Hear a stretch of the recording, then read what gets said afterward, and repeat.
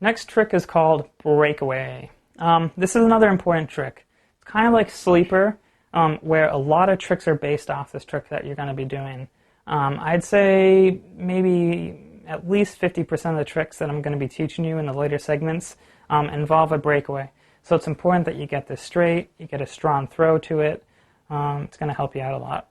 What you do is just like Sleeper, but instead of throwing it like a sleeper straight out in front of your body, stand sideways like so, take your arm and you turn it out like this. And what you're going to be doing is actually throwing the yo out. Let me show you what it looks like real quick. It's just this. Swings all the way around up to my shoulder, shoots back to my hand. So what you do, bring your arm all the way up. You want to get a really good straight throw, and you want to throw it outwards, because what happens is you throw out and it swings around to your shoulder like this.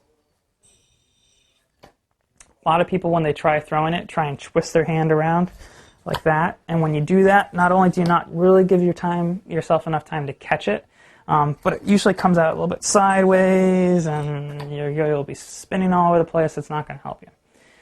Hold it straight, turn it sideways, get a really good throw coming out and over, let it swing, and then in a competition, if you ever go to a competition and do this trick, it has to come up to your shoulder. It's actually going to make it easier to catch when it swings up. So it comes all the way up to your shoulder, you bring your hand down in front of your body, and catch just like so, and that's the breakaway.